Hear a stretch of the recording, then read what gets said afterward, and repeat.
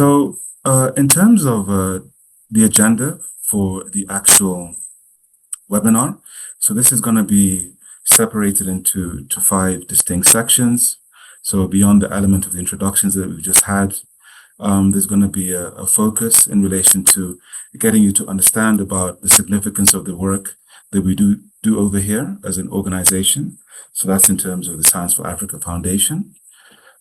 Before then going on to talk a little bit more about the aspects of the Being Mental Health Initiative, and then talking about aspects of the stresses that we've managed to identify and that we're hoping that you as potential applicants might want to focus on. And then we're going to be looking at aspects related to a significant, important aspect in terms of the application. So this is really in terms of consortium building. So this is an aspect that my colleague Susan's going to be leading on. Before then going on to talk a little bit more in depth in relation to the matchmaking process, which of course also serves as another important aspect of the call. And then we're going to wrap up with a question and answer session. And with that, I would like to turn the focus on to my colleague, Dr. Alphonsus Neba. Thank you very much, Byron. And once more, welcome to the webinar. My role at this moment is to just take you through a brief presentation about the Science for Africa Foundation. Next slide. So we are a Pan-African non-profit organization that believes that science and innovation will be central to delivering sustainable development for Africa and even globally. Our vision is to be the leader in strengthening African science for a better future in a global world. Our mission is to catalyze and strengthen Africa's science and innovation ecosystems to better respond to Africa's sustainable development challenges and positively impact lives. We value respect, excellence, diversity, equity, and inclusion, and accountability. We believe very strongly that our vision and our mission and our core values will be central to moving science to impact in order to transform lives on the continent. Next slide. Our science focus areas include discovery sciences, translational sciences, and implementation sciences. Of course, we know that the landscape is very, very broad. And in order to achieve impact, there is that need for us to identify the areas that our interventions could generate maximum impact. And these are discovery sciences, translational sciences, and implementation sciences. In terms of thematic areas, we have carefully, after consultation with key stakeholders on the continent, we have identified health, climate and environment, and agriculture as the thematic areas that we will focus most of our funding and our initiatives on in order to have maximum impact for Africans and globally. Next slide. This is supposed to be my last slide, and I think in a way, we just want to tell you that if we were to describe our business in 4 words, those words would be prioritize, design, fund, and oversight. In terms of prioritizing, we are engaged with trying to understand what the key challenges and gaps are that can be solved through R&D.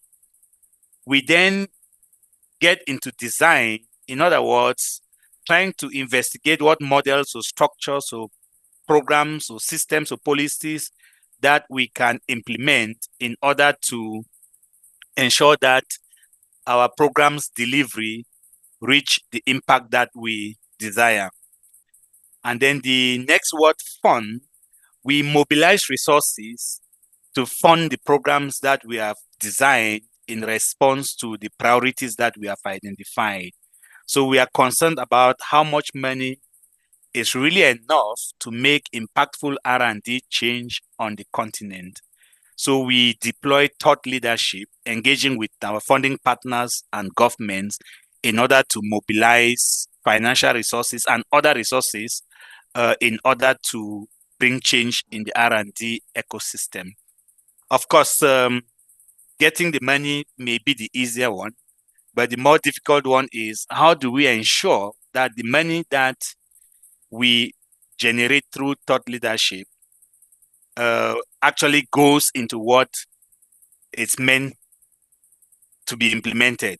So oversight is very, very important, and we're concerned about the best metrics that we can use to ensure that there is assurance and accountability from our funders and also to our grantees and our partners to ensure that we are accountable for every single cent that we deploy in the African research ecosystem.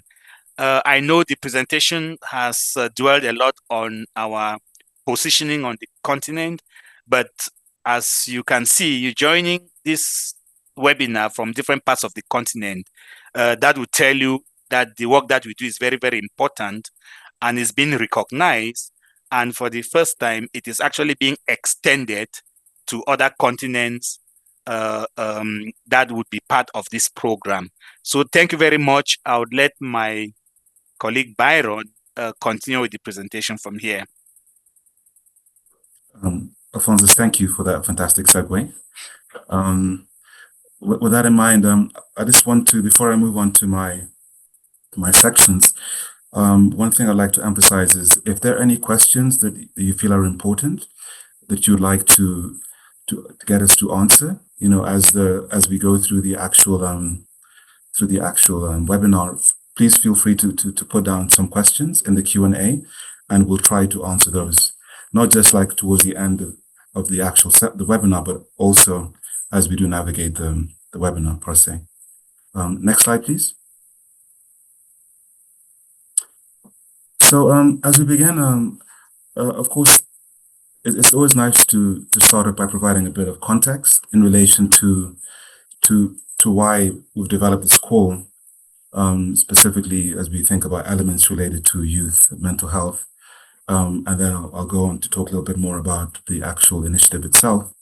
But as a facet, when we think about youth mental health, we do appreciate that specifically during this delicate period of development, that not just like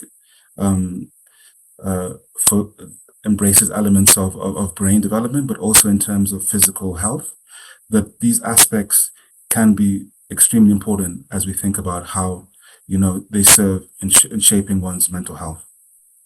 And when we think about the developmental period related to youth, it's often seen as a period in one's life which is where individuals are, I wouldn't say necessarily afflicted, but often exposed to a different series of stresses that potentially can impact that element of cognitive and psychosocial development. So we're thinking, for instance, of family dysfunction, peer pressure, climate change, it could be aspects of natural disasters, unfortunately.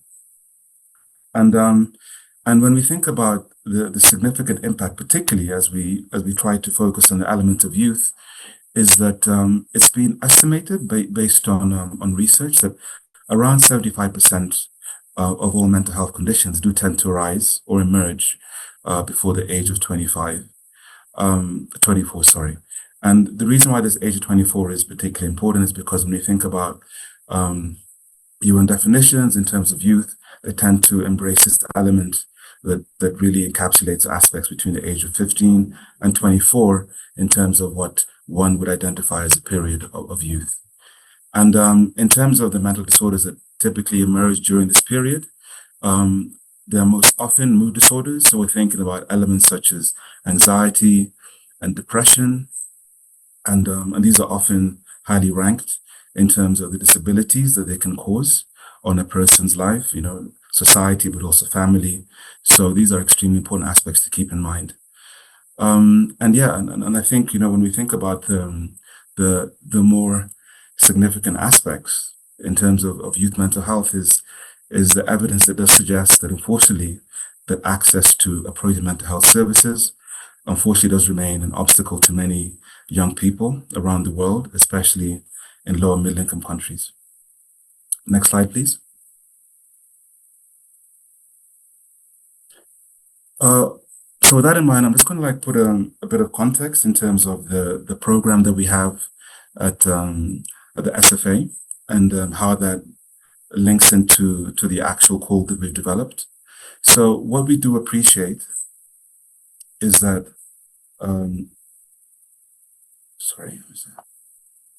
is that we do focus on placing a significant amount of effort in producing quality data and really being able to identify ways to drive aspects related to local change, but also in terms of driving aspects that are focused on research agendas, not just in Africa, as Alphonsus was mentioning, but more recently in terms of on a more global perspective. But then another important aspect that we're trying to do in terms of mental health program is really trying to focus on training future generations of mental health professionals, but also then thinking about ways to increase public awareness of mental health research, so that these findings that we do develop can hopefully help engage or be in a better position to provide policymakers with the right level of evidence so that they can address specific changes. And also in this aspect, really thinking about ways to effectively engage with stakeholders through the kind of research that we do develop as an organization. But as a last and a critical element when we think about the Being Mental Health Initiative is really this aspect of promoting youth-focused approaches to create positive, lasting change in local communities and beyond. Next slide, please. So really just turning our attention now to this element of the Being Mental Health Initiative. So this is an initiative that was launched in October of 2022, and it's currently hosted by Grand Challenges Canada, in partnership with a variety of organizations of which we are part of. So these include organizations such as Fondation Botnar, United for Global Mental Health, the UK's National Institute for Health and Care Research, the Wellcome Trust, but also Origin in Australia. So we do notice that there are four goals that are related to the element of being, but I think one specific goal that really encapsulates the four goals in one specific take-home message is goal 4, which really focuses on this element of really being able to build a thriving, sustainable environment in which mental well-being through research, but also through innovative thought processes or developments can then be developed in relation to developing approaches that actually focus on young people's mental health. So an important aspect that we really need to focus on when we think about this element of being and why it's so significant is really because of the significance that's placed on really being able to co-create and to collaborate with youth so that they can play an active role in terms of developing and shaping innovations and research that really tackles their needs. Next slide, please. So when we think about the Being Initiative, so as I mentioned before, there really is this strong focus in relation to the element of youth mental health. So when we think about this element of youth, the focus is on individuals between the age of 10 and 24, but then there's a specific focus on low middle income countries. Specifically, the initiative has decided to focus on 13 specific countries that span 4 different continents. So these include Colombia and Ecuador, in Latin America, in Europe, that's Romania, In Asia, these countries encompass India, Indonesia, Pakistan, and Vietnam, while as in Africa, we have 6 countries that include Senegal, Egypt, Morocco, Ghana, Sierra Leone, and Tanzania. Next slide, please. So with that in mind, I think it's important that we do take a few minutes just to look at this slide that I've borrowed from Bodner Foundation to provide a bit of context in relation to the significance of the core, specifically in terms of stressors, but more in relation to this concept of relational well-being, which I'll delve into a little bit more as we come on to discuss the stresses that were identified. So with that in mind, can we play the video clip? How the online application form looks like. So this is the form. You should be able to get it on your portal once you register. It has only, how many are these? 5 sections, and you can jump from section to section. You don't need to fill one section before the other. So that makes you able to have an overview of the system. Byron, can I confirm that my screen is shared on your side? Yes, it is, yeah. Great. So we have the sections that are on research focus, which have a word limit. Can see at the bottom of the screen, 500 words, 600 words, etc. But all of them are 500. And you can be able to paste images and tables. If you have any references, they will be counted in the word count. But if not, then they're not needed for this stage, at the concept stage. So let me check if the video is available now so that I can show you the next screens after I do my presentation on the Hub and Spoke. Wycliffe, are you ready? Or can I just move straight? Now, imagine a vision for well-being that relies on city ecosystems that promote innovation defined as having autonomy over our lives, our experiences, and our emotions. By approaching well-being having enough happiness, we can foster the right spaces and income to meet our needs, networks and the ability to navigate the full spectrum and human emotions, including and harness the power of technology, digital and AI, in a meaningful way that safely meets their needs and they do not consider that our lives are multidimensional and full of knowledge and lived experiences and more than a set of shape the spaces and programs that affect them. This means that we together we can connect the dots, foster more collaboration, and push for equitable and sustainable change for young people's well-being. Our relationships with ourselves, our families, and communities, and connections to our streets, cities, our environment, and the world we are part of. Looking at the bigger picture and how everything connects together allows us to appreciate factors that often get overlooked and identify how to improve them. Imagine this. You're thinking about chasing your dream career, but it means you have to prioritize yourself over a family who depends on you. Or you're facing big decisions about your future because the studies that inspire you are almost over and you don't know what your next steps will be.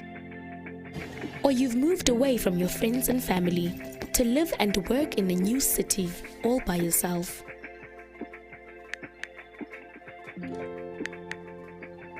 Feeling guilty, overwhelmed, isolated. Now, imagine a vision for well-being that relies on city ecosystems that promote innovation and engage the interest and participation of young people. By approaching well-being this way, we can foster the right spaces and support networks between peers, families, and institutions, and harness the power of technology, digital and AI in a meaningful way that safely meets their needs and desires. We need to listen to young people. Their knowledge and lived experiences should shape the spaces and programs that affect them. Together, we can connect the dots, foster more collaboration, and push for equitable and sustainable change for young people's well-being.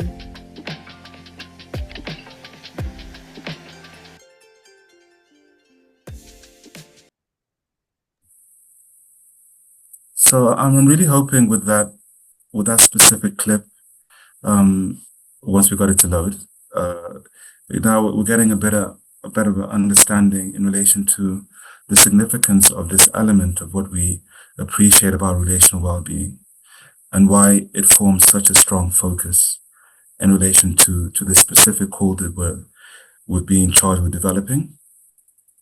So just to put that into a bit more context, when we think about this element of relational well-being, it really does reflect this element of a holistic approach that focuses on the processes and drivers that create well-being. So that might still sound a bit nebulous, but I mean, when we think about three key facets that focus on that encompass this element of well-being, they include personal elements. So here we're thinking about aspects that really touch on our personal lives. So in terms of elements related to personal history, we're thinking about societal constructs. So we're thinking about aspects related to what we unfortunately encounter in our societies, social norms. It could be in terms of, for instance, aspects related to discrimination, beliefs that unfortunately afflict individuals in our societies and cultures.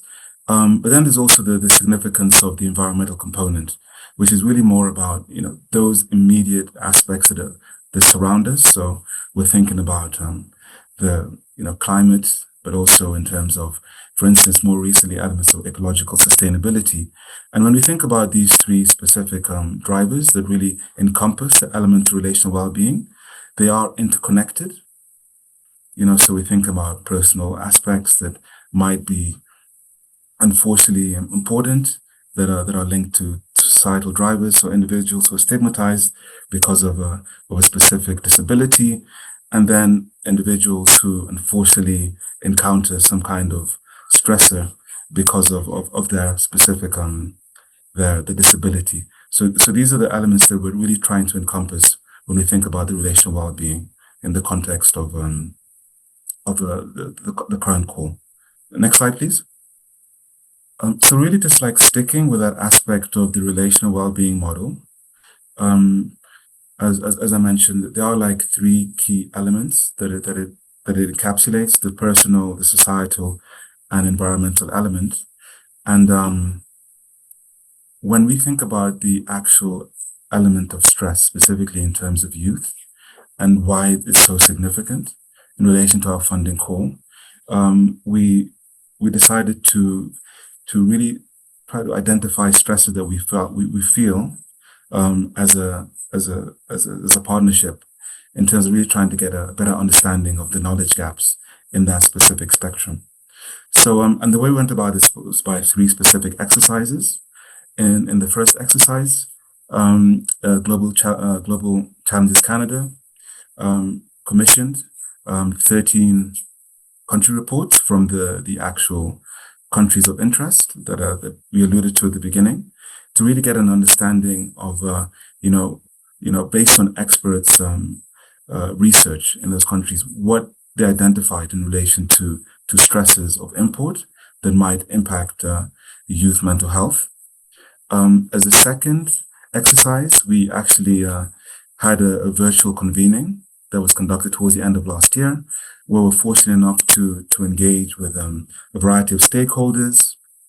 So these were academics, there were clinicians, individuals who ultimately came from those specific countries of interest, just to get an understanding of as to what they felt were important stresses that might be of interest or import in relation to youth mental health. And as a last, but probably for me, what I feel is the most important exercise that we conducted as an organization was a physical convening that we did last month in Nairobi, where we're fortunate enough to be graced by participants who actually represented 11 out of the 13 countries.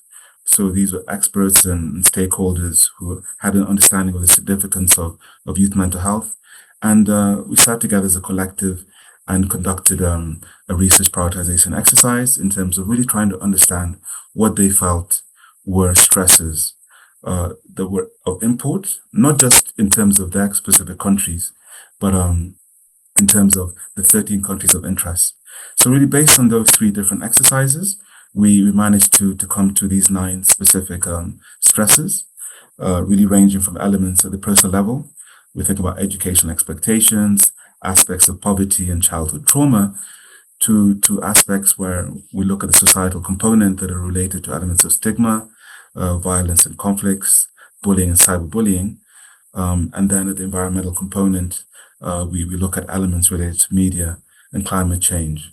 And then this is, I guess, where the call really requires your focus and your insight in terms of really trying to get us to understand a bit more in terms of where the knowledge gaps do lie in terms of these particular stresses.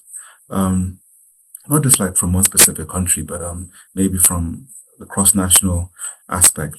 And with that regard, I just want to turn the focus on to my colleague Susan, who's going to talk a little bit more about this element of cross-collaboration across different countries.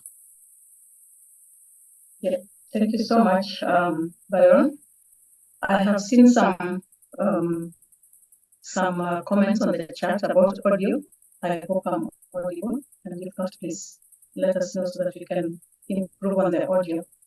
So I'll take you on one of the eligibility criteria, the hub and spoke model, and we will be talking today about the hub and spoke model, which is a form of a network model that SFA Foundation has been using for some time. So I will take you through what the components are, but if you want to have further reading about that, the hub and spoke model and how we've used it before, you can have a look at one of the articles that was written just early this year, and the link is provided. That's for your homework and further reading after this webinar. Next, please. So we have been using the hub and spoke model primarily on one of our key flagship programs. It's called Deltas Africa. And you can see it looks like the wheel of a bicycle where you have the lead in the middle and the spokes, which are other institutions that are surrounding the lead. Usually it is the lead that selects the partners and the collaborators. And I'll take you through what each of the components relates to. So the lead institution, there's an echo still. I'm sure Wycliffe, you'll sort me out on the echo, but on my part, I think I'm good. And I can I continue, Wycliffe? I'm sure you'll sort out the echo as I go along. But sorry about that if there's an echo on your side. On my side, I don't have multiple devices open. So in terms of the lead institution, this is the institution that will be coordinating the application and where the lead applicant is based. And this is also the institution that will receive funding once the selection and review and selection process is complete. Then the partner institution is a subgrantee of the lead institution, and the co-applicant, who is the named person on the part of the partner institution, is based here in the partner institution. And the collaborator, that's the institution or institutions that usually deliver on the work packages but did not receive a budget.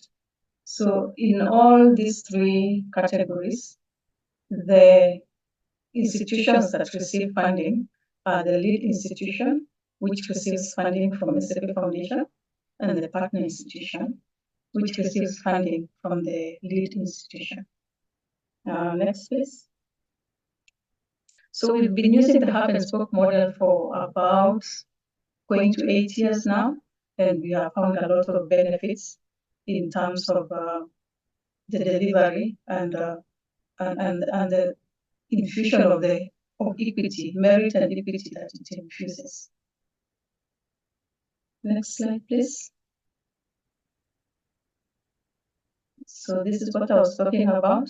With the hub and spoke model, you're able to balance out and infuse diversity and inclusion. For example, if the lead is in country 1, then you can have partners in different countries, in different regions, and in different continents, especially for the Being initiative, which is a multi-continent kind of funding call. Then you can also have the lead having specialty in one discipline, and the spokes, which are the partners, having core strengths in different disciplines. So in that way, you're able to infuse transdisciplinarity, multidisciplinarity into your application. Then you can also balance out other demographics. For example, if you have the core has a very strong institution with very strong research management capabilities, then you can have spokes that are aspiring towards that level. You can also infuse gender parity or balance. If the lead is a lady or a female, then the spokes can be both male and female. You can play around with the numbers. You can look at if the lead is an established researcher, then the spokes can have a mix of early career, mid-career kind of researchers, and then I've already talked about the resources. So with all this as a package, you're able to look at things more holistically, but not to say that there are no challenges in managing hub and spoke models. The lead has to be very consistent and contrive to make sure that there are open communication channels, and also ensure that there is a platform where everybody has a chance to say something. So it's not really a top-down kind of thing, but more of an equitable partnership with the aim of peer-to-peer learning and strengthening. Next. So let's now focus on the Being initiative and the consortium model that we are proposing. So for Being, I hope you had a look at the call guidelines, which is a must if you really want to drive and submit an eligible application. I'll show you where they are on the website. The eligibility criteria is that the lead has to be from a focal country. Byron has gone through the focal countries in the different continents, in Latin America, in Asia, in Africa, and Romania. Those are the 13 focal countries. Then there has to be at least 2 partners from the focal countries. So those are the minimum institutions that can form an institution for the Being initiative is 3, and those are the ones that are in red. So if you want to form a consortium of only 3 institutions, then make sure that the other 2 institutions are from the focal countries. However, if you want to go up to a maximum of 5, then you will have the other partners in different countries. You can have partners in different countries to a maximum of 5. So please don't borrow too much from the model here, because these are 6. They have to be 5, including the lead. So and they have to be 3, including the lead. So check your call guidance. They'll give you more focused information about that. Then remember to apply diversity elements, which are also specified in the call guidelines and which I've just shown in my previous slide. And because resources are not limitless, consider a viable number of institutions as long as we meet the minimum. So all I'm saying is that there is no extra max for going up to the 5 institutions if you feel as a lead you will not be able to manage your resources adequately. Then just a little bit about the lead applicants. The lead applicants, as defined in the call guidelines, is the PI on this research program. Can be an established senior, mid, or early career researcher. We are not going to be eliminating in any of these categories. And also just to make sure that you apply early, and because this consortium model in the application, in the online application, which I'm just going to show you, if you let me quickly share my screen, takes some time to set up, and it's best done early, and that's the main reason why we have done this webinar early, so that you can start thinking about it. So back to the online application, I saw a question, Omnia, I think it was you, who was asking if this is the application, this screen is the application for Bing, or it's the grants management system. It's both. It's the Bing application form on the grants management system that we use here at SFA Foundation. So the consortium details will be filled in the section that I'm just clicking on the right, on the left, consortium details.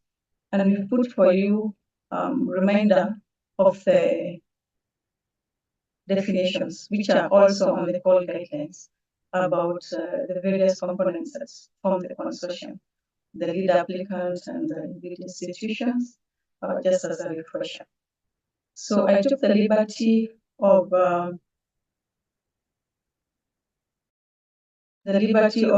filling in a dummy application, and I would like you, if possible, to spot the errors in my consortia constitution as it is. I think our host has enabled chat. Please chat and let me know what is the error in my consortium formation as I have filled in this dummy application. I'll just give you less than a minute to let me know. If I had a prize, then I would give them to Elizabeth and Tiwari. Thank you very much. You're correct. So in this bullet that I'm highlighting, you need to only give one lead institution in the table below, and up to 4 partner institutions. So in my dummy, I have put Science for Africa Foundation as a lead, and I've also put Grand Challenges Africa as a lead. So I need to change one into a partner, and you can always do that as long as you're still editing. And even if you want to edit after you've applied, but within the deadline, you can always ask us to return. Then the other error is that the focal countries are not represented here fully. I only have Romania. I need a minimum of 2 partners from the focal country. The other error is that the lead institution is from Kenya. So Kenya is not one of the focal countries, but it can be a partner. I'm not saying only Kenya, but any other country that is not part of the focal countries, you can be a partner, but you cannot be the lead.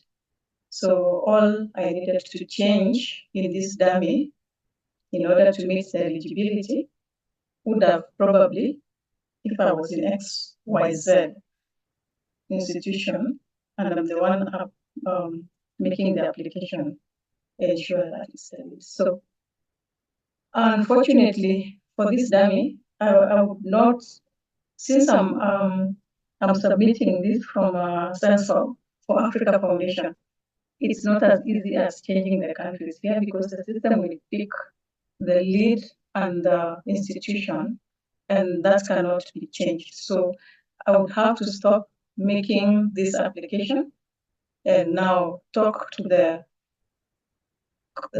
PI in Romania to pick up the application on behalf of this consortium while I archive this application.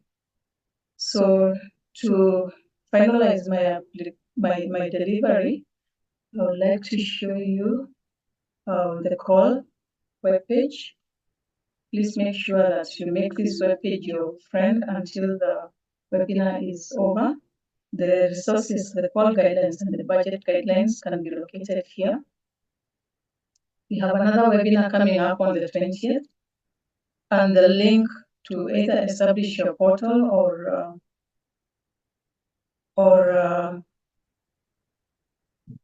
go to your portal is at the end of this page. So the PDF documents, the guidelines can be downloaded at any time, and you can be able to refer to them even offline.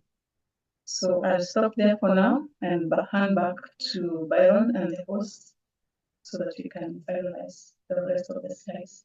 Thank you for listening. Thank you for that, Susan. Yeah, so just really trying to wrap up the actual webinar, but really just to provide a bit more context in terms of this matchmaking process. We noticed a question there in terms of whether the platform does actually allow us to do that right now. Can I go to the next slide, please?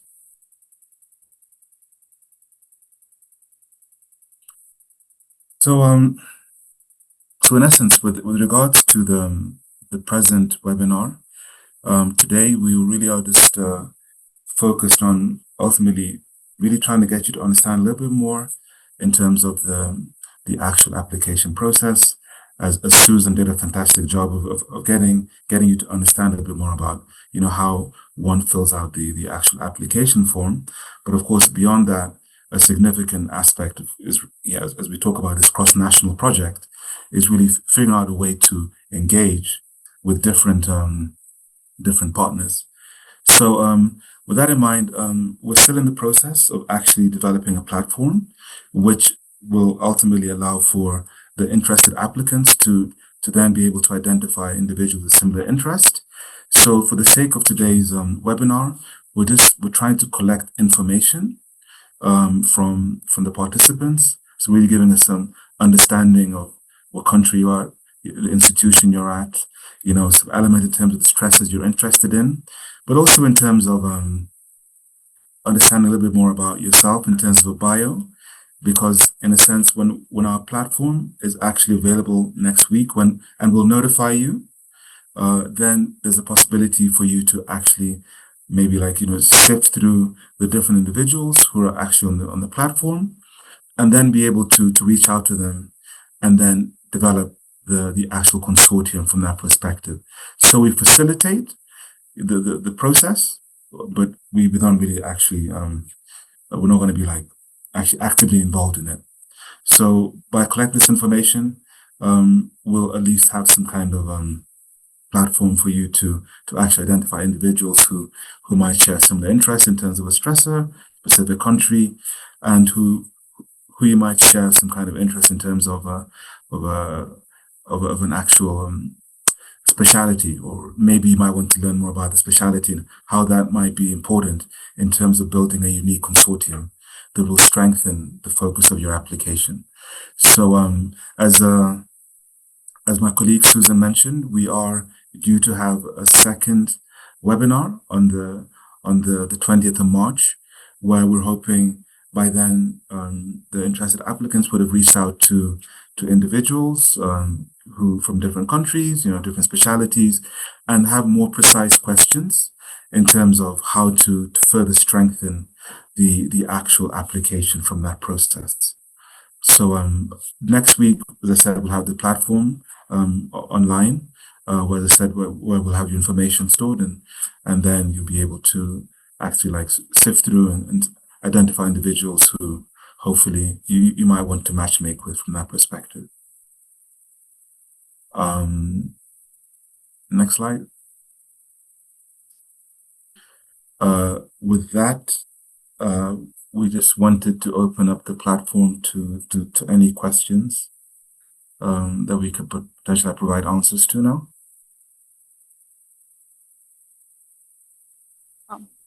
Thank you, Byron. I see one hand up. Maybe I'll let you, Medina, give your comment or question, followed by Divya. Please go ahead, Medina. Thank you for your wonderful presentation, Byron and Susan. Happy to see you once again. Please, I would like to find out, for instance, within the same country, can two institutions with one, maybe for instance, if Ghana is a focal country, can we use about two institutions in Ghana and get a partner institution from elsewhere? Is it possible that way? Thank you, Medina. Nice to see you virtually.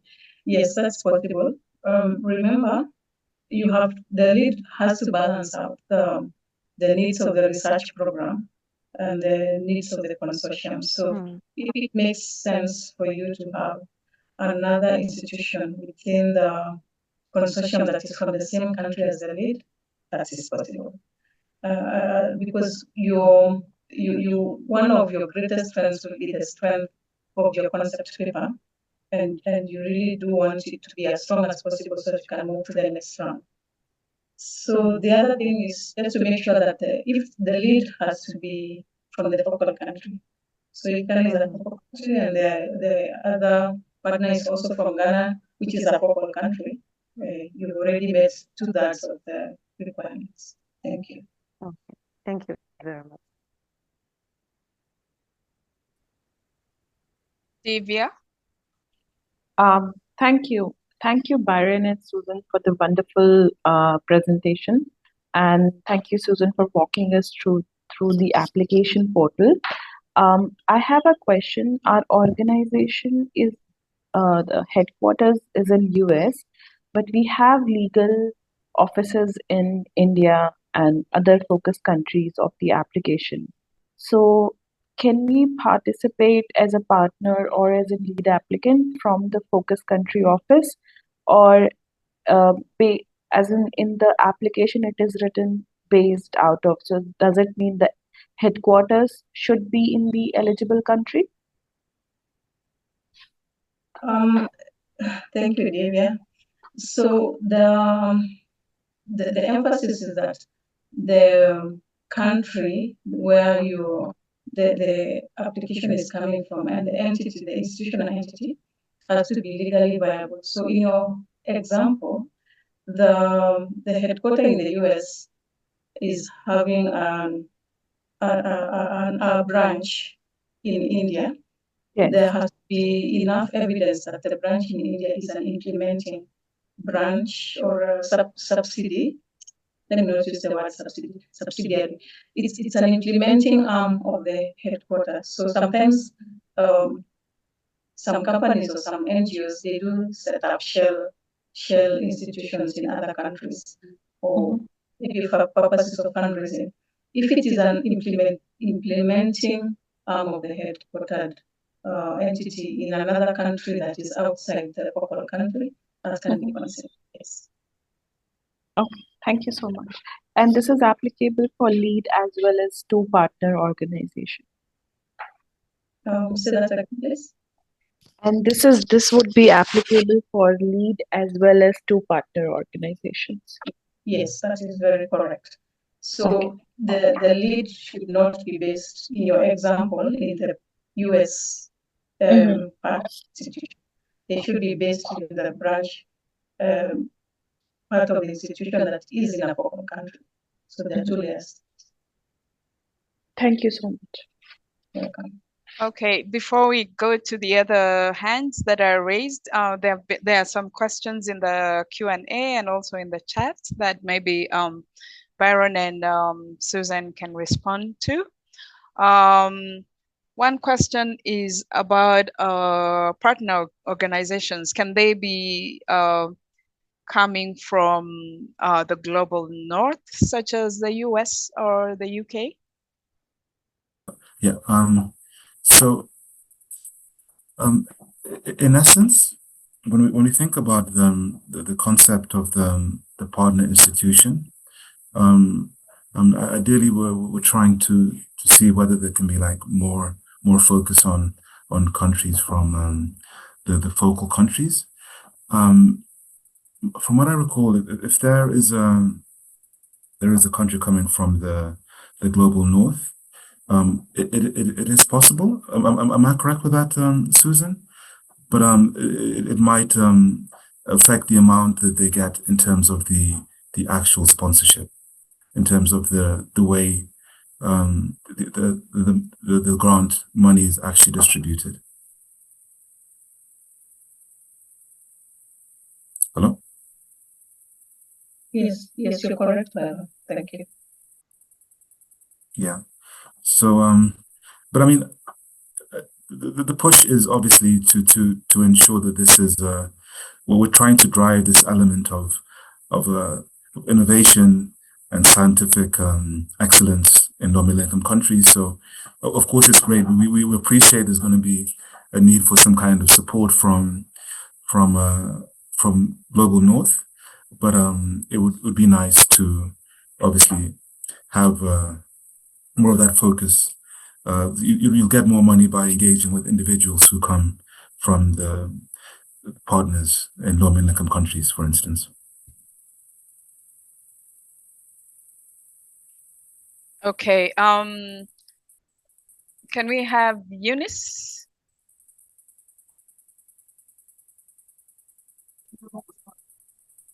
Hi. Hi. So I just had one question. First, thank you very much for the presentation you've given us. It's really enlightening. My question focuses on the lead applicant. As you stated, the lead applicant can either be a senior, middle class career stage or an early stage career. Does the early stage career lead applicant have to have a PhD, or can it be someone with a master's?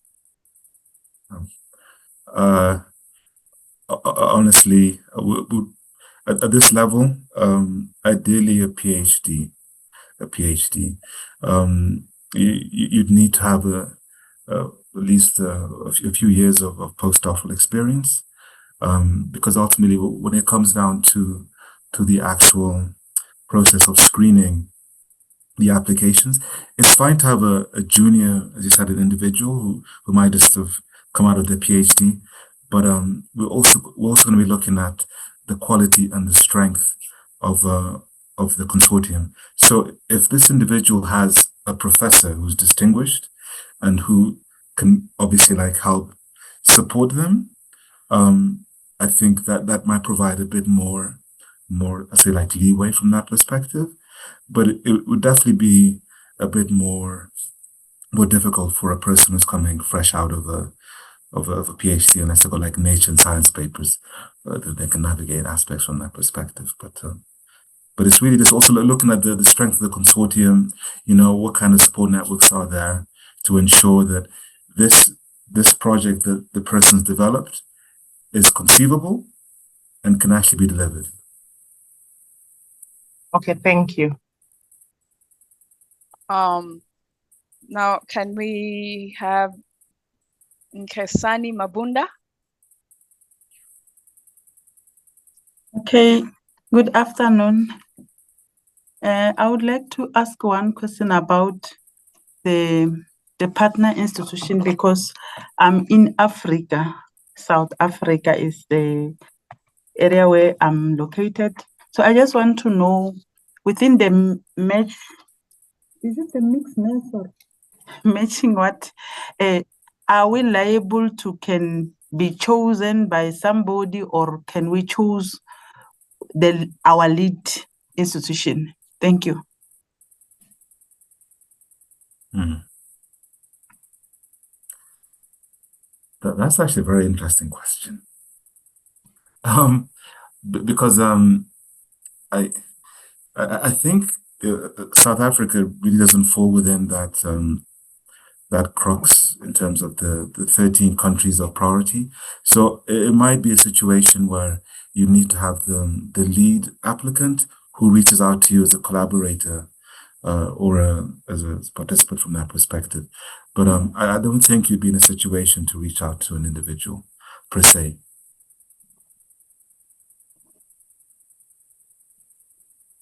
Okay, are we going, follow-up question asks, are we going to be in the matching checklist there, are we going to be allocated according to the areas of our lead? I mean, for now, we're thinking more in terms of developing, we're still in the process of developing an actual platform per se. And it's really more in terms of looking at elements of, stresses that a person might be aligned to, and maybe the country per se. But I mean, of course, this is something that we're still developing. Of course, it'd be nice to have an algorithm in place that can match people perfectly. And this is why the ideal situation is for the individuals who come onto the platform to reach out, look at someone's bio, and say, okay, so this person's from South Africa, this person's from Indonesia, but we have like a similar interest in relation to a specific stressor. What kind of specific question can we develop together, and how can we answer that?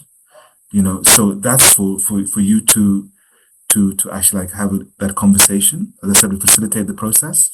Once the platform comes online, we'll send out emails with clear instructions, how it works. But we're hoping it's going to be as easy as possible. Okay, thank you. We are available in South Africa. Very valuable. All right. So there are some questions, especially around matchmaking, where to find the form, the information collector form, where to find the template for preliminary application, and also a question on if you can have, if the form can be changed so that it allows for selection of more than one stressor. Yeah. So I think a lot of this information, in terms of the stresses per se, when we look at the actual matchmaking form, I think Susan, where's that accessible from? You're talking about the preliminary form? The preliminary forms, I mean, that information can be got online, but in terms of accessing the matchmaking form. Oh, I have posted it on the chat. Okay. Yes. So the information is there. But just a small input that it shall be available on the Being website by end of tomorrow as well.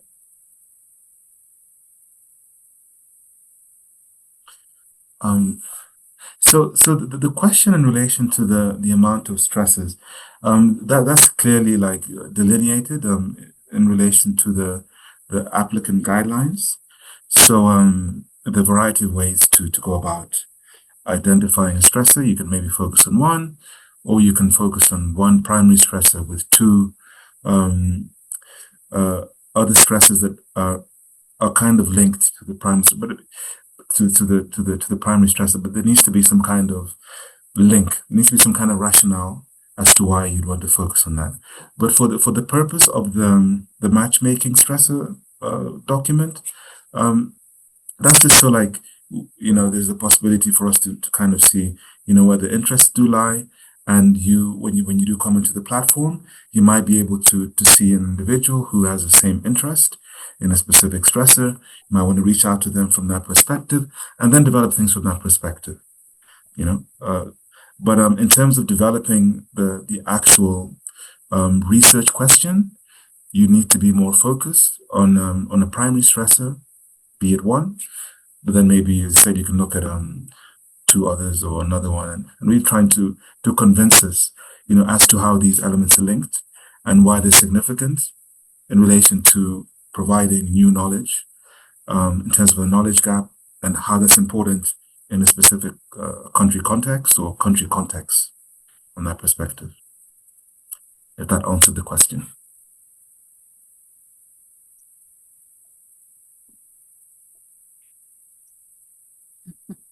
Hopefully, yes. Yeah, because I think there was quite a few questions around that. So yeah. Unless we get follow-up questions on that, we presume the question has been answered.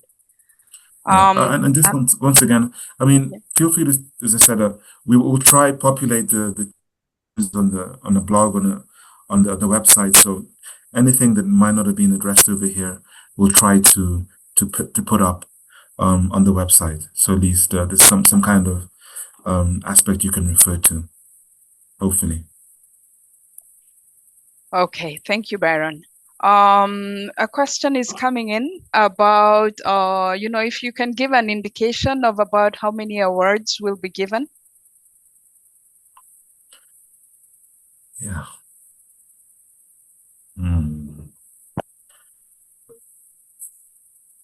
Susan, you want to take this or should I take this? Or Alphonse, you want to take this? Yes, I'm happy to take this. Yes, let me take a longer way to answer instead of giving you just a figure. The whole concept of the hub and spoke model is to make sure that instead of giving maybe X millions of dollars to one institution, we design the hub and spoke model such that if you have, say, 5 million, you can then ensure that each of the institutions that are part of a network, assuming that there are 5, that they all have a work package, and that work package is budgeted for. So if you give, say, $5 million, depending on how they agree in terms of the rules that brought them together, you could say maybe institution A ends up with $1 million, another institution ends up with $2 million or $750 million, or whatever the case may be.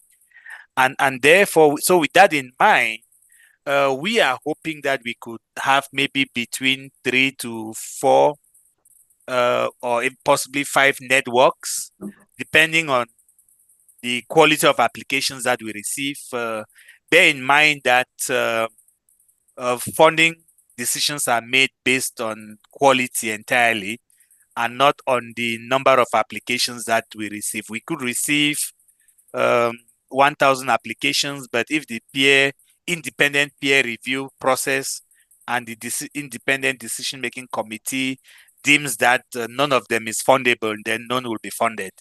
So I'm not sure if this answers your question. So the challenge now is to ensure that you are very active in trying to identify the best fit in terms of what you want to achieve and the research questions that you are going to answer, and to make sure that you at the very least to comply with the funding rules and regulations. Thank you. All right. Can we have Leslie? I see your hand up. Thank you so much. I don't know if you can hear me. Yes, we can. Thank you. My name is Leslie Rono. I'm from Nakuru, Kenya. My question was regarding the applicants. Like for me, I'm a student. I'm at the very last stage of my PhD, whereby I'm to undertake my research study, and I'm actually purposing to do something on mental health. So my question was, can I be eligible to apply for this particular call? Thanks.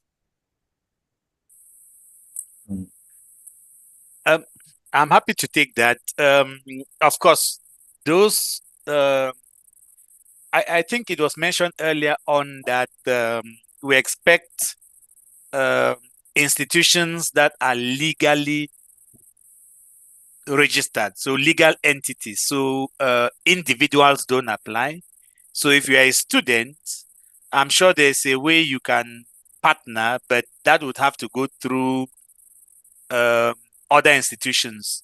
Kenya not being one of the priority countries, I think you could work with your supervisor or find a means to affiliate with a legal entity and then find partners or a lead applicant in one of the 13 countries, and then you'll still be able to be part of the application process. But as an individual, being a student in Nakuru County, I don't think you will be able to go online and complete the forms as in submitting an application. Can you hear me? Yes. Yeah. Thank you for the presentation. And somebody already asked the question I was going to ask. The only thing I want to add is that the chance for a non-priority country such as Nigeria is very slim. Looking at the hub and spoke model, I was wondering if the chance could be increased for us, since we cannot even reach out to the lead. It will only be the lead reaching out to us. Now, there must be a minimum of 3, and the other 2 must be from the priority country, the partners. So I'm saying that the chance of them partnering with those of us from outside the priority countries is so slim. I would really like to participate. This call is very much needed at this time. So can I suggest something to you? Yes, please. Yes. So when you build research collaborations and partnerships and stuff, it could emanate from any institution or any individual. I imagine that being in Nigeria, maybe you have researchers that you've worked with or globally competitive research leaders that you've worked with or that you admired, that you could, if they are in India or in Ecuador, any of these countries, you could reach out to them to tell them that, okay, there is this call, they are aware of. Okay. Share the information that you've gathered as a way to start the conversation. You could tell them that you are interested in being part of it, but you cannot apply because you cannot be a lead. So those conversations could take place between yourself and any other institutions, and whatever agreement that you agree with at the end of the day to apply should be such that it is an institution and a research leader within that institution, within the 13 countries, that would be the lead. And then they could include your institution and yourself as a collaborator, or you get the drift. I get. Yes. So don't just throw in the towel as such. So there's a bit that you can do. If you really want it, you'll find a way, and you'll be able to identify globally competitive mental health experts in this area to like bring them on board and be part of the application, even as Nigeria. Thank you. I appreciate it. Okay. Looks like we only have 12 or so minutes to go. So yeah, if we don't get a chance to get to you, if you have your hand raised, please post your question in the chat or the Q&A, because we are able to access it, and we can get back to you with answers. So I'll Juan Carlos. Hi. Good morning. Can everybody listen to me? Yeah. Yes. Good day. Currently, I'm in Ecuador, and I work in Morocco. So my question is, my focus is regarding to molecular genetics. because although you're working personal stressors, and my question is, I didn't see in the main objective, but what about molecular predisposition? So can it be accounted in that area also? For example, to a knowledge from variants in specific genes, or do epigenetic studies from the from the from the people that we are going to be analyzed. And that is one question. And the other one is, being Latin America, is easier for us to work with specific foundations, for example, the churches, and also it will be factible to work with these foundations besides or university or research centers in Latin America? So maybe I'll take like the first question. So the element of molecular biology is always going to be extremely, extremely important. But I mean, it's still a bit nebulous, because I mean, when you think about elements of epigenetics and looking at how genes are regulated, I mean, would you honestly be able to give us like a clear research question in terms of a stressor that you're focusing on, and what specific promoter is regulated or not in terms of a context? I mean, maybe if it's from an epidemiological standpoint, that might be something. But that's why I think the beautiful aspect of this specific call is really, we also have the possibility for you, as you said, to come in with this element of expertise, but also maybe thinking about maybe engaging with a public health expert, a clinician, to see how more effectively you can answer a specific question. Of course, yes. It's to work with us. And what makes it more beautiful is Morocco and Ecuador. It's just, that's amazing. Yes, that is a great opportunity. That's why it's being a multidisciplinary study. So we'll be working with nutrition and physicians, so we can merge beautifully, put the molecular predisposition as studying genome, or trying to find, as also it's going to be a longitudinal study, so we can measure epigenetics by epigenomics studies also. So and also compare between Morocco and Ecuador. So it's going to be very beautiful. Yeah. Sounds very beautiful to me. Yeah, thank you very much. And also, I also want to say, because it says that you have to work with urban and peri-urban studies. The focus in here in Ecuador, we have university students, but also work with low-income villages, for example, and also try to get the access to these premises is going to be easier if we work with foundations. So it has to be a research center or a university in Ecuador, and indirectly going with these foundations, or we can work directly with the foundations. How it's going to be the figure in that aspect? Susan, you might want to correct me on this. I think those organizations that you mentioned might be collaborators. Yes. So they wouldn't be like I mean, for example, we can work with the persons, with the youngsters in that area, and it's going to be a longitudinal study. So, for example, we can gather around in the first stage, and during the current of time, for example, 6 months, 8 months, given like follow-up, for example, in nutrition facts and social studies, and then after 8 months, and trying to do a secondary follow-up.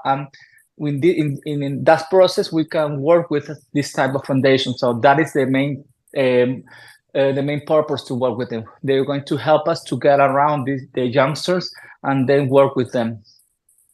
Okay. Well, I think maybe take some time to develop that application and submit it. I think that's what I'm trying to say here. Is there anything else that Susan you want to add from there, or? No, thank you, Byron. I think you've answered it. Byron, maybe just to add that and to emphasize again that we have independent processes that we follow through. So the challenge is for you to put your best foot forward in terms of what you think are the best research questions that fall within the guidelines of the call. You develop the call fully, submit on time. And I think the only thing we do internally is a triage process, and then everything is sent out for independent peer reviewers in your field all over the world, who then review the applications and send. Then there's an independent decision-making committee, again drawn from experts spread across the world, who then sit and then they review your applications and make recommendations to SFA Foundation for funding. So we're not in a direct position to tell you that you can do this or not do this. You just follow the call guidelines and the areas that have been specified. Be as innovative as possible. It's a competitive process based solely on quality and excellence, and then you can see where you fall at the end of the day. Any more All right. questions? I think I'll give the floor back to Byron to talk about the way forward. Thank you. Salome, really thank you for that fantastic segue and for your assistance with dealing with the questions and answers. So yeah, really just wanted to thank everyone for taking time out of your busy schedules for being part of this webinar. As you can see, it's very innovative. It's very fresh. We're hoping it's gonna help drive some fantastic ideas in relation to a very important public health issue that affects a lot of us in terms of mental health. But so like in terms of the next step forward, of course, we're going to be looking to have the platform, into the matchmaking platform, come live next week. We will contact you once if you don't mind, once again, share that specific information. The more information you can share with us, I'm guessing that there'll be like more likelihood for an individual to see a profile that they're more likely to reach out to. So try to be, depending on how comfortable you are sharing that information, that would be the prospect. And then as my dear colleague Susan mentioned, the element of we have another webinar taking place on the 20th of March, where this should be a bit more comprehensive. Hopefully by then there should be a bit more understanding in relation to individuals who might have matched up and might have forged those elements of an initial element of a consortium. And then if there are more precise questions, we can discuss that from that perspective. But as my colleague Salome mentioned, feel free to send through emails with queries. We will try populate the blog in terms of questions and try our best to get back to you with that perspective. But yeah, really just focusing on trying to develop that preliminary application, and as Alphonsus mentioned, make it as beautiful as you can. Make it stand out, because what other people are going to be judging the quality of these applications? They're going to be experts, within the domain, who are going to be the ones who are going to be giving that final say.